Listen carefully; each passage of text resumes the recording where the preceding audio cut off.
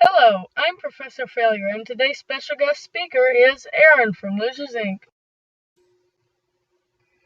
Hi Phil, thanks for having me. Quick question, what are we doing here?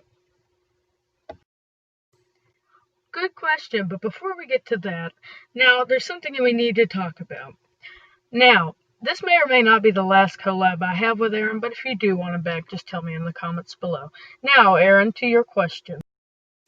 Anyway, that's a great question. Do you ever wonder who the first woman to cross the Atlantic Ocean was? Well, that's kind of a specific question, never really thought about it, but yeah, I guess so. Well, regardless if you have or not. Anyway, today we're doing the strange vanishing of Amelia Earhart. Okay, I've heard that name before, but I don't know too much about her. On July 2nd, Amelia Earhart was the first woman to ever cross the Atlantic Ocean, and she was one of the most famous women ever.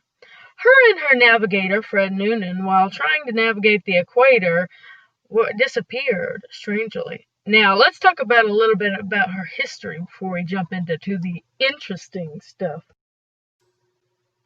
Interesting part? You'll see. Anyway, she was called the Babe of the Sky. Really? That's what they came up with? She was born on July 24th, 1897. In 1928, she was the first woman to ever cross the Atlantic Ocean as a passenger with two other pilots. However, on May 20th to 21st, 1932, she made the trip again, except she flew alone from Newfoundland to Ireland in 15 hours. She was the second person ever to complete this flight. On this trip, she demonstrates her resourcefulness because her plane faced deadly perils. Her plane had a gas leak and ice on the wings and a cracked manifold. That's caused flames to come out of the engine because planes sucked back then. Yet she still completed the flight. On August 24th, 1932, Earhart flew from LA to Newark, I think, which was the world record for the longest distance flown without refueling. She also is the first woman to ever do a non-stop transatlantic flight. Wow, can you believe it? We have already done 300 words, so we will see you after this short break. Do you cook things? No? Then go away. But if you do, you have to check out Panda Pans. Panda Pans are bigger than any of our competitors, and they're better at cooking big things like pandas. Yep, that's right. The Panda Pan isn't just called that because marketing. It's called that because it is really good at cooking pandas. If you want to cook up an endangered bear, Panda Pans are right for you, and we know because we tested it on real pandas, and we made sure. This ad is just to pass the time and get more words for this video. Do you enjoy growing plants but don't actually want to put any time or effort into it? Then you should try Bloomer's Fertilizer. With just an ounce of Bloomers a day, any plant will grow in just a week. For just $5, you can get 3 plants worth of Bloomers. And you may wonder how we get such good results with such a cheap price. That's because all of our products are made in sweatshops in Asia. And we use the tears of our workers in the fertilizer. You can call it evil, we call it quality.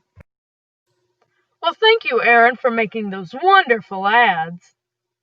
Quick question. Why are all the brands that advertise here cartoonishly evil? Well, I'm just fishing for anything I can get. Again, we begin where we left off. Now, this takes us to 1937, where Earhart wanted to circle around the globe. Now, if successful, she would have been the first female to ever go around the world. It was going to take her 40 days. 40 days? Yeah, why? Imagine sitting in a plane doing nothing for 40 days. I can see where that would get annoying, but, well, regardless. Anyway, it was going to take her 20 stops to get to her destination. She flew in a Lockheed 10 Electra. It had special fuel tanks so it could carry over 1,000 pounds of fuel rather than the usual 200 pounds fuel. On May 21st, 1937, Earhart and Noonan started their journey on the morning of July 2nd. They were about 42 days into their trip. It carried most of the fuel that it had been. They were roughly 22,000 miles into their trip. They only had 7,000 miles till California. I hate to be the bearer of bad news. Just kidding, I love it.